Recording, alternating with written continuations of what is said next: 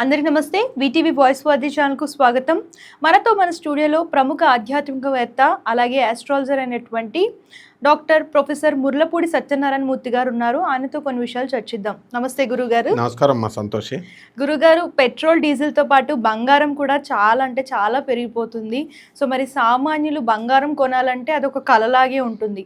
So మరి దీని గురించి మీరు ఏమంటారు? ఇంకా ఫ్యూచర్లో పెరిగే అవకాశం ఉందంటారా, మళ్ళీ తగ్గే అవకాశం ఉందంటారా? దీని గురించి చెప్పండి.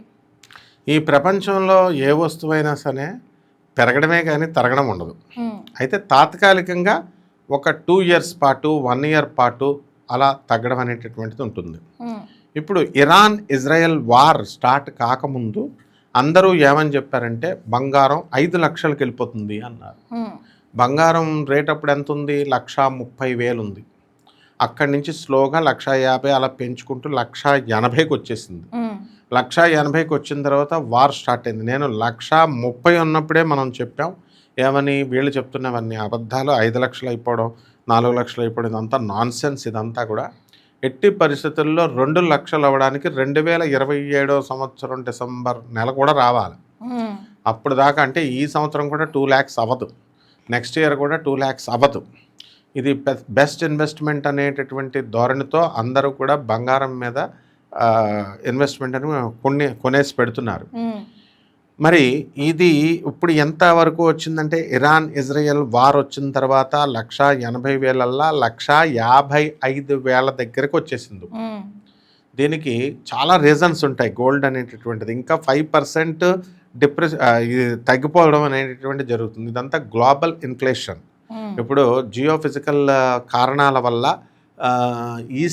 మొత్తం ఈస్ట్ ఏషియా అంతా కూడా అక్కడ ఈ యుద్ధాలు జరగడం, దీని యొక్క ప్రభావం వల్ల గోల్డ్ రేట్ ఖచ్చితంగా పడిపోతుంది. నెక్స్ట్ రెండవది, మనము ఎప్పుడైతే మనము ఈ ఫిజికల్గా మనం గోల్డ్ కొంటున్నామో, అయితే వరల్డ్ వైడ్ మనం గోల్డ్ కొనడం వల్ల మోడీ గారు ఎక్కడికి వెళ్ళినా సరే మన ఇండియా తరఫున గోల్డ్ అంతా గోల్డ్ కొన్నారు. దానివల్ల ఎప్పుడైతే గోల్డ్ కొంటామో డాలర్ రేట్ పెరిగిపోతుంది. డాలర్ రేట్ ఎప్పుడైతే పెరిగిపోతుందో రూపీ వాల్యూ అప్పుడు తగ్గిపోతుంది. ఆ కారణంగానే పాపం మొన్న మోడీ గారు ఫంక్షన్లో హైదరాబాద్కి వచ్చినప్పుడు 1 సంవత్సరం పాటు గోల్డ్ కొనొద్దండి అని చెప్పారు. ఈ విషయం అర్థం కాని జనం ఆయన్ని పేకాడేస్తున్నారు. ఆయన ఇలా అన్నారు అని చెప్పుతూ ట్రోల్ చేస్తున్నారు. బట్ ఇన్నర్ ఇంటెన్షన్ ఏంటంటే బంగారం ఎంత ఇష్టమైనా సరే అది కొంతకాలం ఆగండి అన్నారు. ఇప్పుడు మనకి కరోనా టైంలో ఆగలేదా? మనం అటు ఇటు వెళ్ళడాలు ప్రయాణాలు ఇవన్నీ కూడా. సో మళ్ళీ ఈ యొక్క పెట్రోల్, నువ్వు అన్నట్టు పెట్రోల్ డీజిల్ రేట్లు ఇవి పెరుగుతాయి. అసలు యాక్చువల్గా అవి పెరగాల్సినటువంటి అవసరం లేదు. ఎందువల్లంటే రష్యా నుంచి మనం కొనుక్కుంటున్నాం. ఆ రష్యా నుంచి కొనుక్కున్నప్పుడు మనము ఈ యొక్క వాల్యూస్ అన్నీ కూడా మనం రేట్లు అనేటటువంటివి నార్మల్ రేట్కి ఇవ్వచ్చు. అందువల్లంటే కేవలం గల్ఫ్ కంట్రీస్ నుంచే మనం తెచ్చుకోవాలనేటటువంటి నిబంధన లేదు. అయితే అమెరికాకి భయపడి మోడీ భయపడి రష్యా నుంచి తీసుకోవట్లేదని పుకార్లు లేపారు. అలాగే వర్క్ ఫ్రమ్ హోమ్ ఇంట్లో నుంచే చేయండి అని చెప్తున్నారు.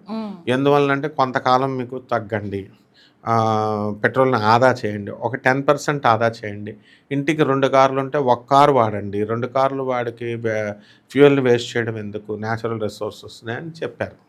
కాబట్టి మోడీ గారు సదుద్దేశంతో ఒక కుటుంబ యజమానిగా, దేశానికి అధ్యక్షుడిగా ఆయన ఇండియాని నెంబర్ 1గా ఎకనామిక్గా సూపర్ పవర్లా తీసుకొచ్చినటువంటి వ్యక్తి. ఈ రోజున మనం ఆర్థిక రంగంలో 3rd వరల్డ్ సూపర్ స్టార్లో ఉన్నాం.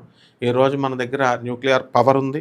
ఈ రోజున పాకిస్తాన్కి మనం ఇచ్చినటువంటి జలక్ వల్లే పాకిస్తాన్ మన వైపు కన్నెత్తి చూడడానికి కూడా భయపడుతుంది.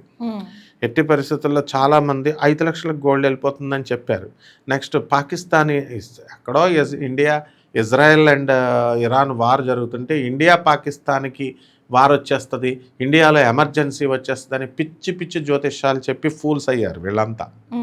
సో ఎట్టి పరిస్థితుల్లో అలా చెప్పకూడదు. మనం అందువల్లనే ప్రాక్టికల్గా ఉండాలి. సో ఈ వార్ అనేటటువంటిది కేవలము మోడీ సొంత ప్రేమతో చేయలేదు. అమెరికాలో 6 months తర్వాత రిపోర్టింగ్ ఇవ్వాలి, ప్రతిపక్షాలకు ఆన్సర్ చెప్పుకోవాలి 6 months కనుక ఈ వార్ ఆపకపోతే. అందుకని డ్రామాలు ఆడి ట్రంప్ ఏం చేశాడంటే వార్ని ఆపిచ్చేసినట్టుగా అక్కడ రాయబారాలు చేశాడు, ఏదో మీడియేషన్ చేసి ఆపేసినట్టు ఏదో మెహర్బానీ చేశాడు మనకి. సో ఎట్టి పరిస్థితుల్లో ప్రతిపక్షాలు ఈ 6 months లోపల అవుతుంది, మళ్ళీ రీస్టార్ట్ అవుతుంది అన్నట్టు. ఇరాన్ మొండివాళ్ళు కాబట్టి ఈ యుద్ధాలు, ఇజ్రాయెల్ చాలా పవర్ఫుల్ దేశం, ఎట్టి పరిస్థితుల్లో చిన్న దేశమైన ఐన్స్టీన్, ఆర్కిమిడీస్ అందరూ, జీసస్ క్రైస్ట్ అందరూ అక్కడి నుంచి పుట్టినటువంటి వాళ్ళు.